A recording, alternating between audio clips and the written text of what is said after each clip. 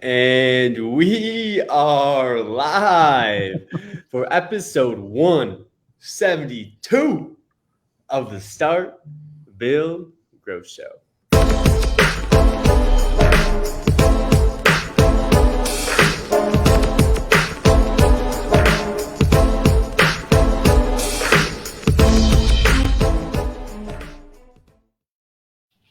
Randy Brothers, my friend, what's going on? How we living? Living the dream, man. As usual, get to hang out with some roofing royalty and my man Nick, Mm-hmm. who's just always bringing the heat. So if you're just joining us or you're joining us late, and John, Nick, make sure you guys share it out. Like, let's Oh get yeah, some yeah. Let me viewerships hit on this that. bad Let's hit boy. that. All Dude, right. Randy, Share it. We're gonna bring Randy, it you know over. what my favorite show is, man? Dude, the American I Contractor know, man. Show. Look at this. Huge fan. This is the Huge official fan. crossover event. Yep. I'm hoping one day maybe he'll sign my shirt. The host will sign my shirt one day. We'll see. But we are stoked, man. We got some celebrity status guests in the house today, Randy. I mean, how do I even introduce this guy? I mean, if you don't know John Come on. Dye, you must live under a rock or something, Yeah. man. But all around good guy, social media influencer. He don't even I hates when I call him that too. But my man, good friend, dear friend, brother in the industry, John Dye of the American Contractor Show, the host of the American Contractor Show, the other podcast The other that just podcast. supports the industry and he does a great job with what he does. And I mean, supplement master, coach, trainer, teacher, all the things. Great to have you, my friend. Welcome back. Thanks, man. Thank you for having me back. I'm surprised you had me back on this show.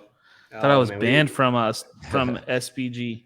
oh, we are lucky to have you back, man. I think the last time we had you might have been actually like Christmas time last year. I was It looking was, back at the man. last episode. We had the Santa hats going on and whatnot. The It holidays was. were coming around. We figured we had to bring you back on again, right? So no, with the American Contractor Show, you were talking about the latest and greatest things in the roofing space, right? It could be marketing, it could be tools, it could be different resources, all these different things, right? That you guys are posting content about, informing contractors on things they should know about. So I figured today that's what we're going to dive into. Now, Let's usually do it, when I man. when I bring in the guests, we talk about, all right, hey, how did you get in the roofing space? But how did you get into to marketing and social media and makes that such a big focus about what you do? So that was not on purpose. It was never my intention to get into marketing and social media, but to kind of give you guys, well, I guess I'll kind of break it back to where it actually started from. So I have some really good friends in the industry, Clint Koppel, Joseph Kozel. They own ASAP Roofing, and I was managing a branch for them here in Indianapolis, and out of the blue one day, these guys call me up and they're like, "Hey, we're going down to Miami for 10X conference." And my wife and I were like, all right, let's go to Miami, I guess. So we took off. We go to Miami. These guys had rented a suite. So they're like, they're hardcore into like 10X and that kind of stuff. And they were bringing all their managers, their leadership team. And so I had never really been exposed to that world. And so I show up down there and I had already been doing some art of the supplement stuff, but it was really private, like private training events for individual contractors, like in their office. And it was really, really niche. And so I'm sitting there and I want to say it was Russell Brunson that like kind of lit the fire under me a little bit. I heard a lot of awesome speakers. I think my favorite ones were probably like Jesse Itzler, Mm, Russell Brunson, Damon John was there. We got to meet him. We got to meet a bunch of these cool people. And I think Russell Brunson's book and the way he does stuff really kind of was like eye opening to me as to what was possible with this little brand that I had built called Art of the Supplement. And that's really what got me to then. Well, then I got home and my brother's a sound engineer, so he like was like, "Hey, you got to here's this mic you got to have all this stuff." And he gets me all this stuff, and we started doing podcasts. And that was kind of the beginning for me. From there, it just kind of evolved. So Art of the Supplement podcast was something I just played around with, and just I think Dale Childress was one of my first guests, because he had a good mic too, and we were able to like because he had a good mic too. yeah, that's kind of the way it was. Yeah, he had good audio, and I was like, oh, I want good audio. So we were doing like this crazy broadband connection stuff where we were like connecting at super high bandwidth, so it sounded like we were sitting in the same room together. And I cared more about the technical side of things, I think, at that point than I cared about like the content so much. But it was like I wanted to try something different, and that was kind of what led me into it. And then American Contractor was born because of COVID. Honestly, if you really think about it, yeah, I got shut down. I mean, we couldn't travel. I was doing events all over the country. I was having fun traveling around and doing these training events, and COVID happened. It shut us all down, and we were like, well, what are we going to do? And I was just like, one day I was at home, like, you know what? I'm going to go live every day and like give people like an industry update. So that, in fact, one of the links on my browser right now that I have up is this website that I would go to every day, which was like the state by state Corona, who was essential and who wasn't list, like for workers. And so I would reference that every day and be like, okay, so if you're in wherever, you're essential right now. If you're over here, you got these limitations. We were talking about that stuff. And that's what led into what we were doing, like a daily industry report to give people like information on what they should or shouldn't do. And what people were doing is still like stay in business, because everyone's freaking out. You guys remember, like, it seems like forever ago, right? It was like a year and a half ago. And then I did that for what, like 40 episodes straight. It was like 8 weeks straight, 5 days a week. And then I was like, okay, this is really tiring, because it was like literally my entire day was spent. It was a lot. And then I was trying to catch up to you guys. That's what it was. Yeah, no, you probably did with all those episodes. I remember I joined a couple of those. I'm like, man, you were on a couple of those. Going live like every day. Like, shoot, it's hard enough to do it. I had nothing else to do. That's all I did, man. Like, that was my whole day. It revolved around when I was going to go live. And so I just did that. And I finally got tired. And so we came up with kind of Balance Claims at the time was who I was partnered with. And those guys were like, hey, we got to revive this thing. And we came up with American Contractor Show on Memorial Day of last year. And that's when the show like actually started. And we were like, okay, let's retool this and make this into something that's really like for the industry. So, did you go to school for marketing or anything like that? Or does your brain just work that way? No, I went to Bible college. But what's funny though, so I started some car dealerships out of Bible college. Like, I was there for like a semester. So when I say I went to college, I really didn't go to college very much. I left and went into car sales, was selling cars on eBay and stuff. But if you actually look at what I did, my very first business that I tried to open on my own was a marketing company. And one of the things I did for that little, I was like 17, 18 years old. I was like, I'm gonna start a business. And so I started a little marketing company, and I did like some little graphic design work and built a logo. Because I remember, like, I had business cards, and I like spent extra money to get like raised letters on my business cards back in the day. If you remember that? That was it had the fancy paper and the raised letters. It was like Key Phase Marketing, I think it was the name of the company. And that was your marketing company? That was my marketing company, Key Phase. Yeah. Key Phase. And Key Phase, yeah. And so I did this logo for this company. A good friend of mine, he's our business dev guy now, actually owned the company at the time with his family, TJ Uniforms. And I made like the stethoscope. Was like the O or something in the uniforms. So like, because they were like a scrubs company. And so like I incorporated a stethoscope into the like logo and stuff. And dude, they rocked that logo all the way up until they sold for like a few $1 million. So hell yeah. It was like, I thought that was always cool. I'd see their trucks driving around Indiana, and I'm like, man, I created that logo so long ago. Yeah, that's so cool. Right? That's one of the coolest things about being in the marketing space when you're doing any kind of like logo or branding projects is when you see it in the wild. Yeah, it's super cool to see it. I remember when Nick, just not too long ago, you were like, man, I just saw someone's truck and they're all decked out and we built that logo. Like, that's it's cool, right? Yeah, it's a good feeling for sure. Like, we did that brand and they're all, it's cool. Well, we did one too, and then the guy got it tattooed to his body too. That was pretty cool.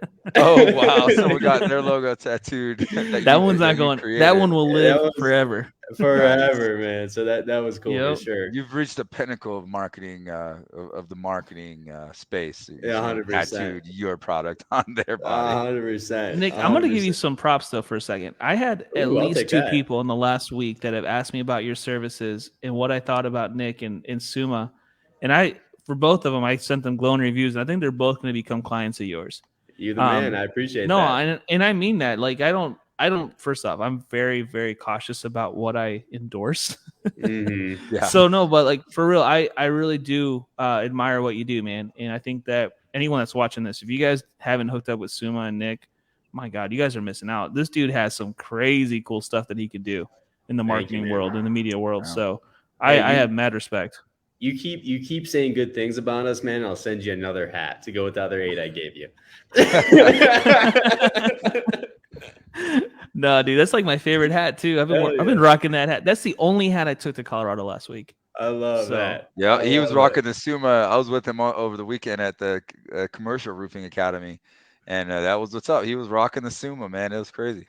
Heck yeah, man. Well, that's awesome. I love you guys and what you guys do for sure. So same with you, man. Same with you. You're doing some unbelievable things, and with the American Contractors Show, I mean, what you guys have done, in terms of informing and entertaining contractors has been unbelievable, right? And so you guys are always up to date with the latest trends, whether it's marketing or other areas of the roofing space. So I figured we just break that down today, right? And of course, I wanted to start out with marketing, social, video content. What tips do you have for roofing contractors in the marketing world? It could be platforms. It could be, the use of video content. I mean, how many views have you gotten on some of these TikToks? So views on TikTok right now, so TikTok's funny. It doesn't track it. You only let you go back like 60 days, but we keep a scorecard every week internally in our business where we like actually keep track of everything that happens, views, likes, like every interaction, every engagement. We've hit over 100 million. So 100 million views on TikTok. Yeah, it blows my mind when I think about that. Roofing stuff, like most of it. Yeah, there's that many people that care about roofing stuff, which is pretty unbelievable. Yeah. So I'm going to elaborate one thing real quick as we kind of dive into this topic. You kind of had that moment when you were at that conference and realized that hey, I had this similar thing when I went to a conference that where Gary Vee was talking. And Gary Vee's my hero. And I think and I think what it was is he what just hit me like a ton of bricks. He's like, you have to turn your X company into a media company.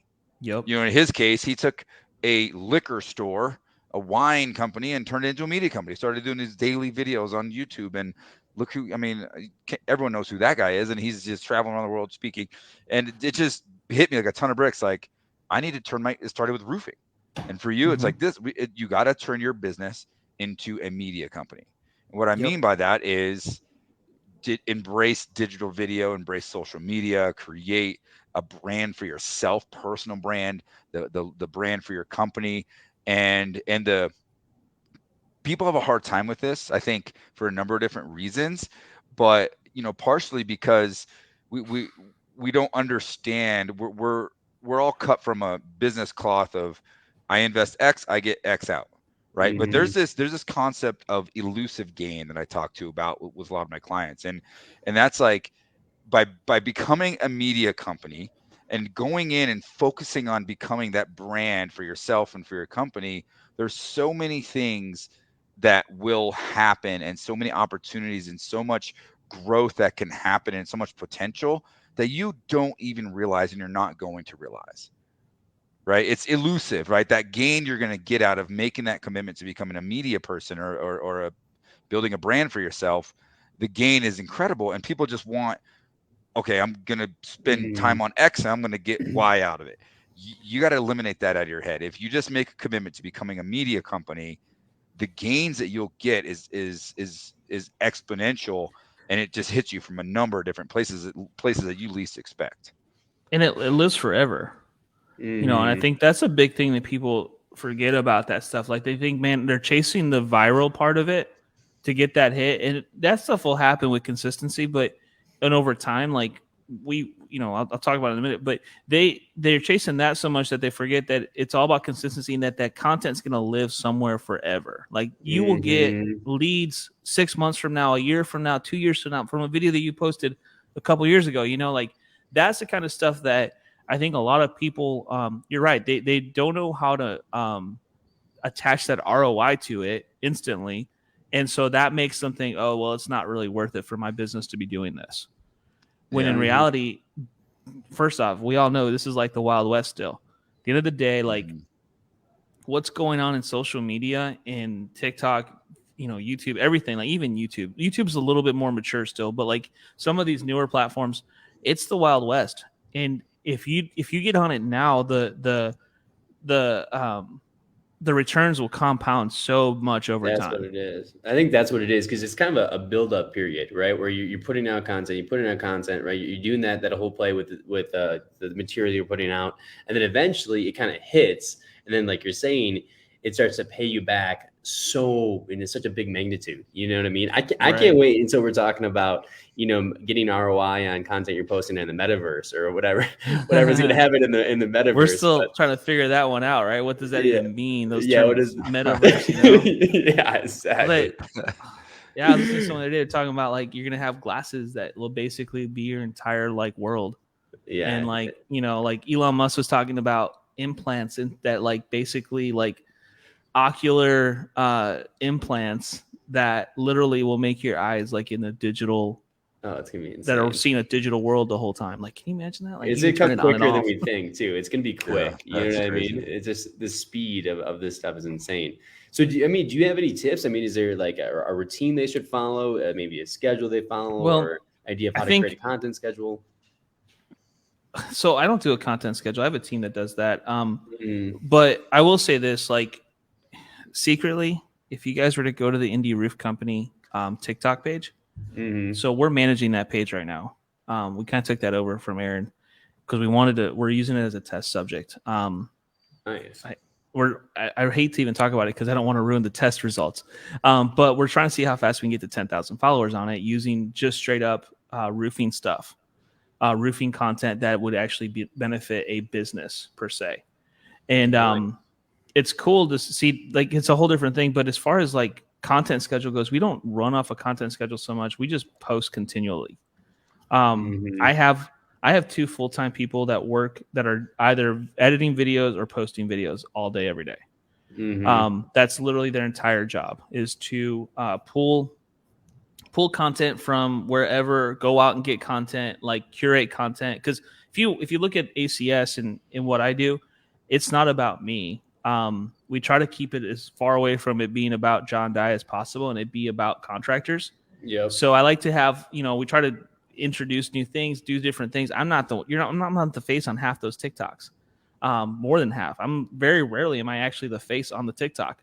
I've only one of my videos has gone viral. Everything else is other people's stuff, which is awesome. That's exactly what American Contractor Show is created for. It's for the contractors. And so I say it to say, like, at the end of the day, what really matters is putting out more content. If they say, well, is this enough? I would say no. If you're asking that question, you should put out something else. Create the next thing. Like, always be working on it. And that's what my guys are doing. And they're constantly testing. Okay, so what if I post at 7 a.m. versus posting at 6 p.m. versus, what they're like testing different times. They're testing different things. They're deleting posts and reposting them. They're doing all kinds of things that are trying to learn the algorithms and the behaviors of our followers in order to generate the best, possible, result off that content. Because obviously the more people that see it, the better it is for us and the better it is for the end user as well. And so there's a lot of A/B testing. There's a lot of constantly playing with it, toying with it. But if you're only putting out 1 or 2 pieces of content a week, there's no way for you to know what's going to hit and what's not going to hit. And it takes that certain person, and thankfully we have that. Just so happens that their family, like both of those guys are my cousins, and they, like, one of them used to be he was famous on Vine back when Vine was a thing. Yeah, I remember that. I was talking to him at RoofCon about that. Yeah, so that was his break into that, and so he's applying. He learned a lot of the stuff there. That's what kind of built his foundation, and he made mistakes because he didn't transition from Vine to Instagram fast enough. So all of his buddies that he was friends with a lot of guys that are now super famous, and they were all Vine famous at the time. And so now they're like, he kind of missed the boat. So he learned that lesson. So he's been really focused on posting. So he posts a lot of our TikToks automatically go straight to Instagram, which is now pushing directly into Facebook. And so all that stuff is like learning how to cross post and learning how how all these platforms are competing against each other for the same content. Because I mean, YouTube has shorts, Facebook has Reels, as well as Instagram now. TikTok's the one that started that whole trend, right? All that stuff just keeps moving because it's. I mean, if you guys have gotten on TikTok, you know it's addictive. Like you can spend hours on TikTok watching stupid content. But it's cool though. I mean, I've learned a lot on TikTok. Aaron Christie, I mean, he just went viral on TikTok. You guys met Aaron at CRA and stuff. He was with me. He went viral for this. If you guys go look, he's the roofing dad on TikTok, and his he had a video that got some 5, 6, 7 million views or something just recently. And it was a dumb video. It was silly, but he's got 30,000 followers or whatever now because of that. And so now he's got a following. He has people that are looking for more content and it was something with his kids and it was a silly video and it's funny, but it's cool. So it's a cool thing. I think there's a lot of stuff though. And Rachel mentioned something cool here too, that same time it's kind of scary that this content lives forever. Yeah. It is true. It does live forever, but it's also like, see, like I have a personal Instagram and I use that as my photo diary, if that makes sense. But the whole content living forever thing is kind of the scary part, I think, for even roofers sometimes, because they're like, man, that stuff's going to be out there forever. It's okay. First off, that's not a bad thing, but eventually everything's going to be out there forever. That's just the way it's going to be no matter what. But I think that getting over that part of being scared Reggie's about to walk into my house in like 30 minutes, but I wish he was here because he could say this so much better than I can. But when you talk about like being real and being authentic and being okay with who you are as a person, that's got to be like at the core of it. Because if you're not, it's going to show. If you're fake, it's going to show. If you're not really trying to be like, if you have something that makes you unique, figure that out first. Learn what it is about you that makes you who you are. Like unravel that part of you first, and then let that bleed out first. Because what that's going to do is it's going to attract the people that really resonate with that message. And there are people that resonate with the real you. And when they know you're being real, that's when the following starts to happen. You're able to really speak into people's lives and fulfill your purpose if that's what you're meant to do. If you're meant to be, if you're meant to be a part of that, that's your purpose in life, it'll come through at some point. And so, but it requires you to figure that out. For us, we had to really dive deep into ACS. So we did this a few months ago because we were like, okay, why do we exist? What is it that we really want to do? Why do we want to be a brand? Why does this even matter to us? Because if you don't have that reasoning, and that happens with the roofing company, with everything, find out what your identity really is. Why do you exist as a company? Is it because you love people and you want to provide them the best possible roofing solutions? Cool, then go find the best possible roofing solutions and show it to them. Figure that part out first. If it's because you really want to support this cause, which is a great reason to start a good business. There's a roofer in Indianapolis that does that, Roof It Forward. And he goes around and all of his trucks are about Roof It Forward. So they do some sort of charity thing. It's like a bunch of kids like drawings on the truck. Figure that out. Like once you have that identity, what it is you really are about, it's not just about roofing. Okay. It's never just about roofing. It's about what does that roof really represent?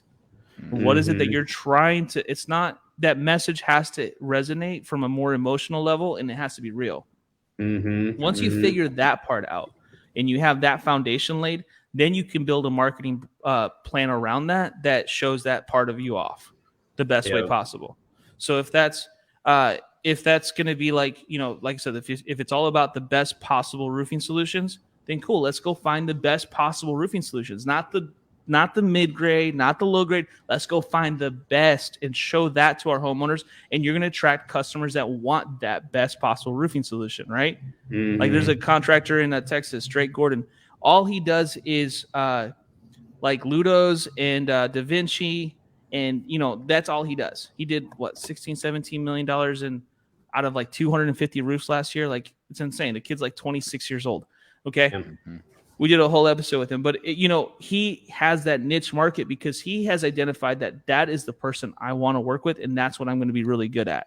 So you got to figure that out for you, because that's when you can really find success, is when you find out what your true purpose in essence is. So for ACS, we're all about celebrating contractors. That's it. Mhm. Simple. We want to educate, elevate, celebrate contractors. We want to give them the solutions that make the American dream possible, and cool things that can maybe change their business and make it better.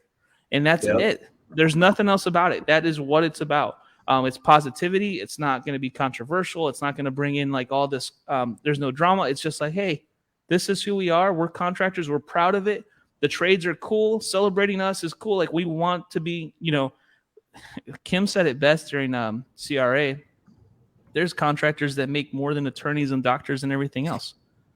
I mean, you think about it. There's guys out here that are making money that most attorneys would never make. Most highly educated people would never make. But yet everyone looks at contracting like it's a joke. Mm-hmm. Like it's So like true. the afterthought. Yep. Like it's the fallback. When it's not the case. And that's what we wanted to show, is that we want to celebrate this industry.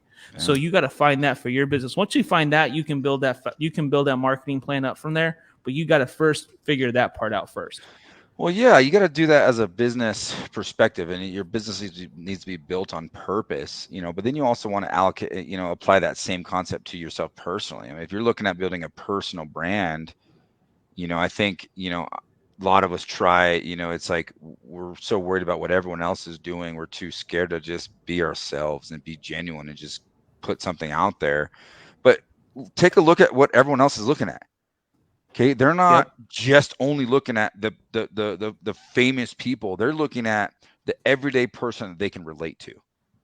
Okay, so I think another fear of building a personal brand or going online and posting and reels and Instagram or whatever it is, you just got to just be yourself and get over the fear of what other people are going to view of you.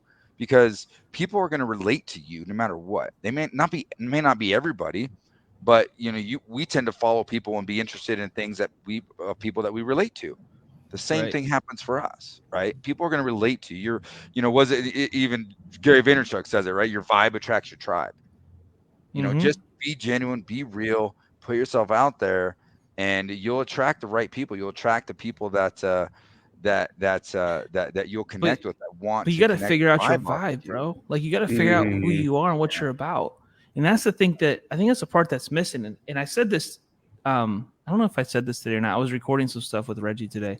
But I was thinking about something earlier this week. I was telling my wife about it, and I was like, okay, I have a thing that I struggle with when it comes to business, and especially with our in our industry. And it's not like prevalent, but I feel like this is a thing.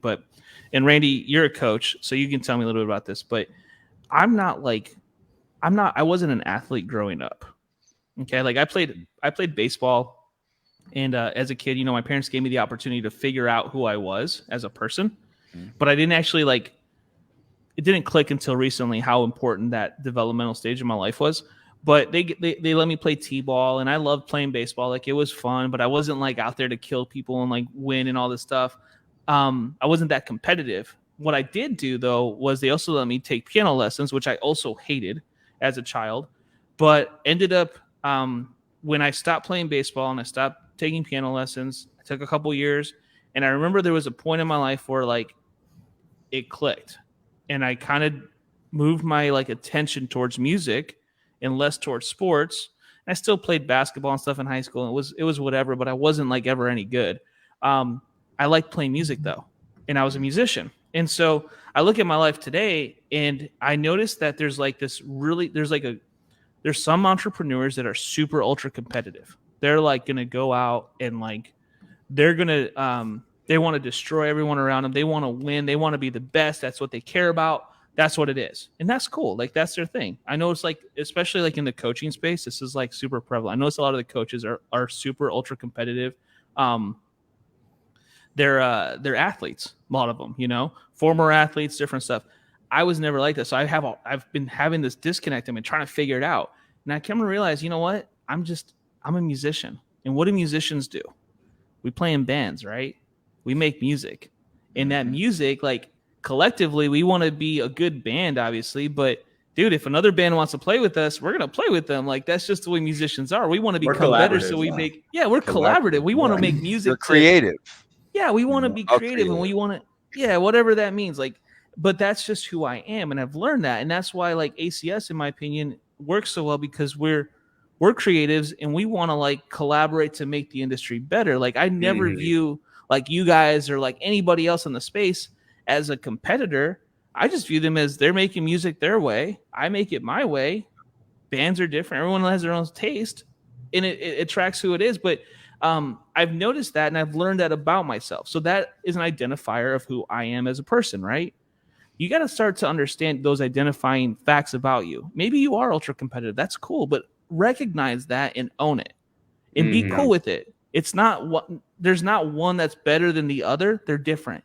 And that difference is what makes you unique. And once you figure out why you're unique, you start to understand your purpose. Yeah. Once you understand your purpose, now you can start to work into other stuff.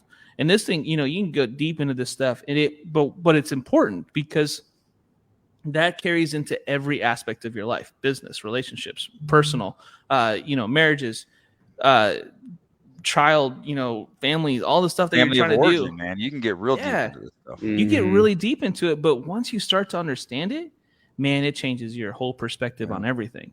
And you start to understand like why you are wired the way that you're wired, and opportunities begin to really speak to you. And Reggie's going to get really deep into this stuff in the next few weeks. And I keep saying that, but stay tuned. There's something really cool coming that I think is going to help a lot of people out with that kind of thought process, because once you start going down that rabbit hole, because some people are struggling. Like I feel people like struggle with stuff right now. Like they haven't been able to. Yeah, man. Like they're struggling to figure out who they are. They're struggling to figure out what they're trying to do. They're struggling to build their businesses, and they can't figure out what's wrong. And they think it's them, or they think it's the business, or and so they'll quit and they'll try something else, right? When in reality, it had nothing to do with the business or anything else that you were doing. It's probably because you just didn't realize what you were supposed to be doing and how you were supposed to be okay with it. Instead, you were trying to mimic what someone else was validating to you as being the right way to do things. And maybe that's not the right way for you to do things. And so it puts into question like so many things when you start to get deep into this. But it's so important. And I say, we're talking about marketing and we're getting deep into like other crazy stuff. But when it comes to marketing, though, that's the part of marketing that I think a lot of people miss. They don't realize that marketing is nothing more than a reflection of who you are. Yeah.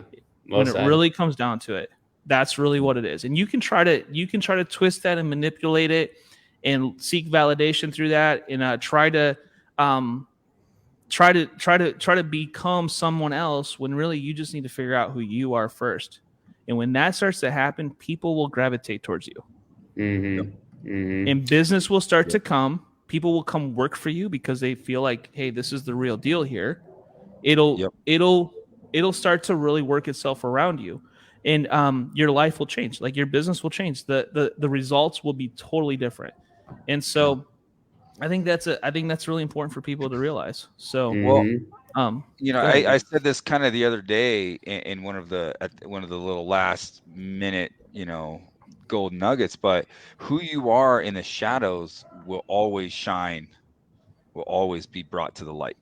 Right. And I think a lot of us are afraid of who we are in the shadows, or we don't know who we are in the shadows. So we get intimidated and we let that be a burden that hurts us because it prevents us from growing into the entrepreneur, to the leader, to the visionary, to the man, to the woman, to the husband, to the father, to the wife that we are called and supposed to be, right?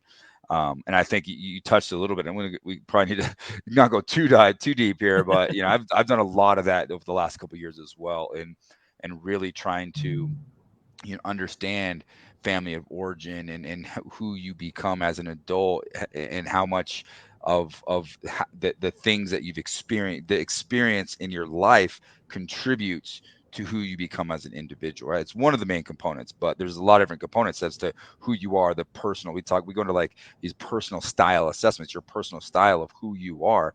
One of the major elements is how you're conditioned by your past and those sort of things. And I think by embracing that and understanding a lot of those things, like for me, to kind of dive deep a little bit too, I'm one of those that's like super hyper competitive as well. But I had to figure out a why behind that. Like why I wasn't that star athlete. I wasn't, I just just find myself no matter what I'm doing, I want to win. And I figured out that I had things in my past that led me to want to always that had that need to be seen, that need to be a part of something, and to want to, and by winning and being competitive, that's that avenue to then feel that need that was ingrained in me that I needed because of the way I was, some of the experience I had growing up, right? So being more and more aware of that stuff helps you kind of understand how to balance yourself out as an influencer, as an adult, as a leader. And now it's like, yeah, I'm a hyper competitive type of person, but when it comes to business, I've learned that collaboration is a way more successful way to do business than be always competing. Like, and you just channel that competition of, I'm just competing with myself. If I hold myself accountable and I wake up every day with that competitive fire to be the best version of myself today, and collaborate and learn from others and give and share to others, man, it's incredible what sort of doors start to open up. Mm-hmm. You're able to channel those sort of things. Well, it's because it allows you to really be genuine, and when you're genuinely, people will like you because they're gonna not. And you gotta also realize too, though, not everyone is going to like you. Number one. Number two, Sure. if you're going to get really deep into this, think about this for a second. If you are not everyone is going to respond to you the same way. So think about it from this perspective. Like everyone has these false validators. Maybe it's likes or it's comments or it's people filling out lead gen forms. What if the people that you attract don't do that stuff? What if they have their own way of getting a hold of you? What if for whatever reason the people that you attract love to write you letters? That's possible, right? Like, you got to realize, like, hey, buddy,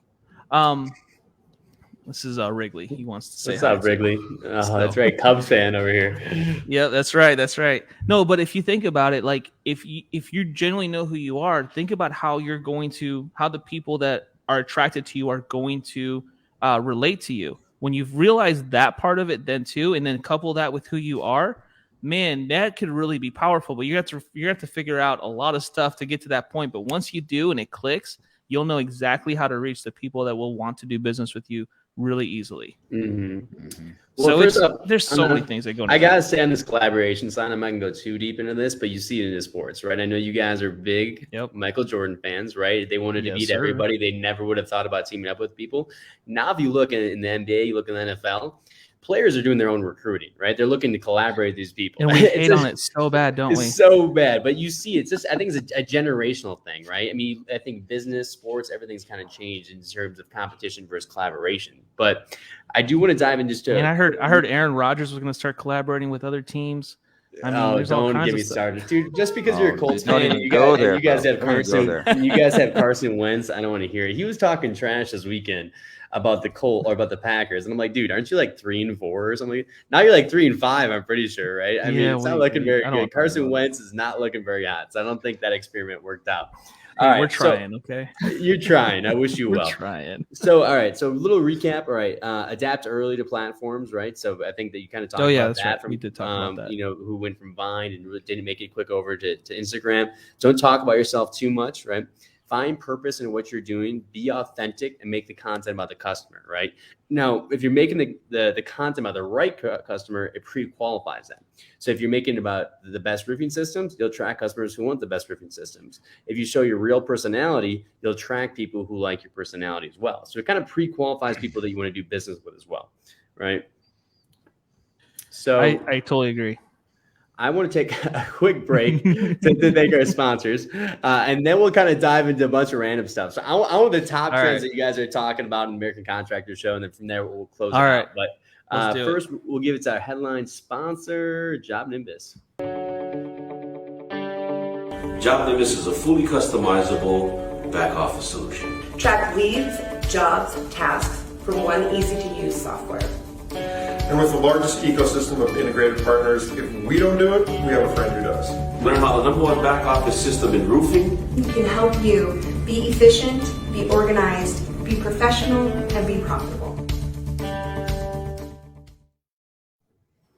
So if you guys have not checked out Job Nimbus, make sure you guys are at info.jobnimbus.com/roofing-academy. Another great tool if you're in storm and restoration markets, integrates with its Job Nimbus as well. Hail Trace. If you're in the hail game, if you're working hail claims and selling roofs that have hail damage, you need to know where the hail is, how big the hail is, and when it hailed. I mean, if you're on the fence, it's a game changer.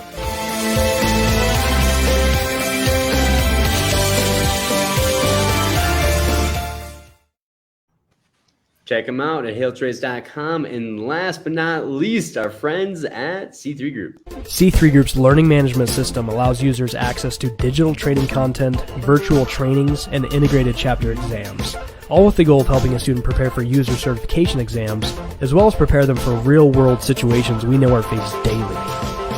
As a leader in this marketplace, we will continue to add value wherever possible to better our industry as a whole. Join us today and be part of that change.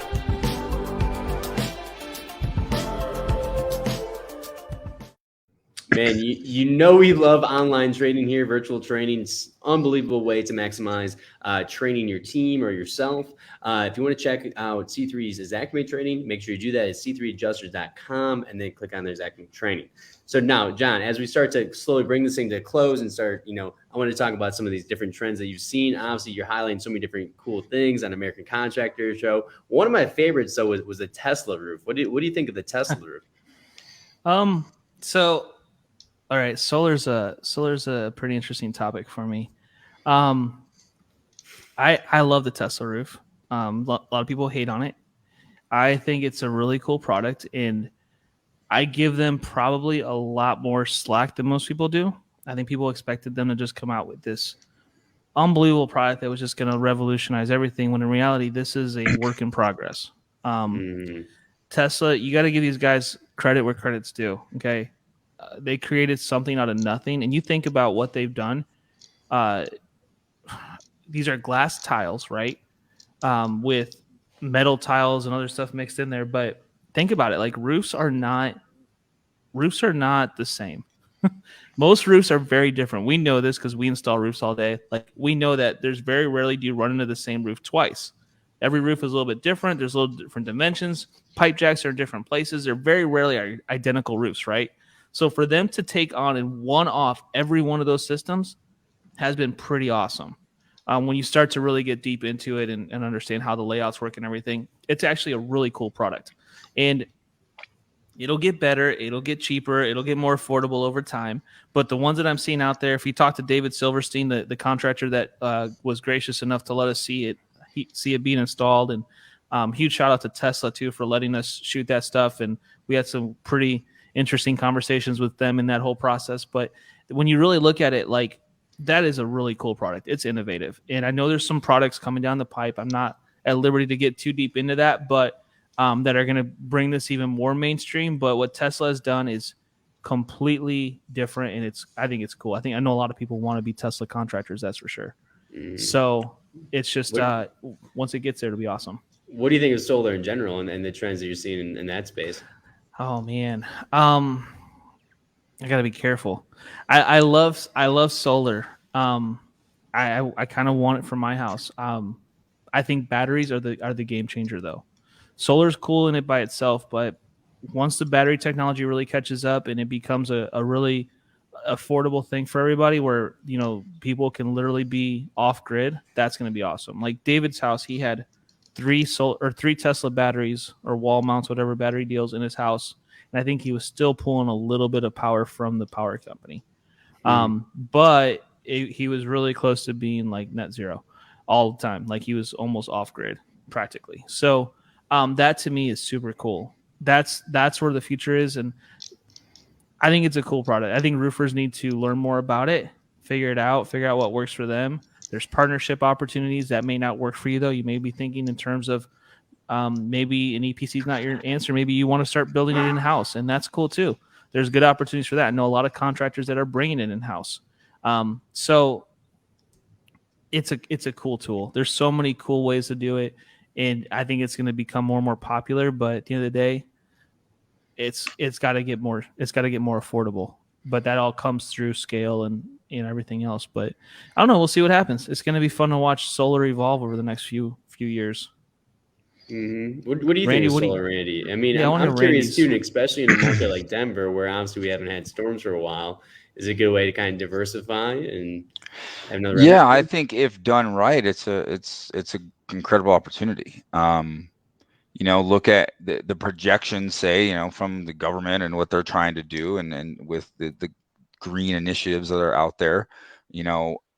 I heard that in the next 10 years, the goal is to get to 50% coverage, to where 50% of U.S. homes has, some sort of solar, power on those homes. And right now it's like 4 to 5%.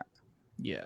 Like if that's Jeez. true, if that's even halfway true, there's a huge opportunity. I feel like 4 to there's gonna be 5 is even huge being market generous. shift, and there's Yeah, going to be a big exactly. opportunity to shift into solar. So I don't, I've learned my lesson in the past of not paying attention to the market. But if that's what the market is telling me, I got to start opening my eyes more and look into solar. Like I haven't done that, taken that plunge yet.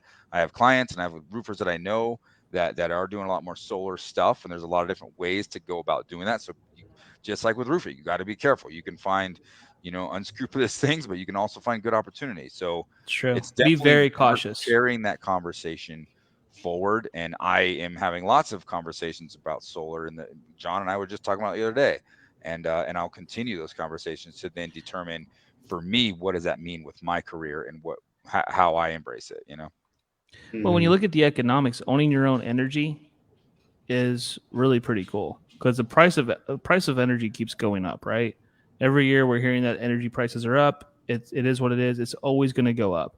If you're locking in your energy price today by buying solar panels as a consumer, it's a great deal, because you're not going to have to deal with that fluctuation as bad of pricing and inflation and everything else, because you're buying your own energy. You're producing it yourself. So it's a great deal for the consumer. For the contractors, it's got a ways to go before it becomes a really great deal for us to sell it and to do it. But there's some guys that are killing it with it, though. They're doing some great stuff. And I've seen it done where, these guys are taking it in house and producing their own, they're building their own solar divisions and really having great success with that. So I think there's some great opportunities there for the solar, for the future when it comes to contracting. And yeah, we need to pay attention to all that stuff. Randy's absolutely right. So well, cool, man. Well, hey, as we bring this thing to close, I like to always end with a golden nugget, right? So you can say a quote. It could be something to implement, something to avoid. It could be a life lesson you had, for all I care. A golden nugget to leave the viewers with. So I always make Randy go first, so that way you get a little time to kind of think about what you want to say. But Randy, what are you thinking, man, for the 172nd time? Hey, what do you got? So I can't help but just kind of reiterate and sum up this show today. And I think the one thing that's really standing out to me is pay attention.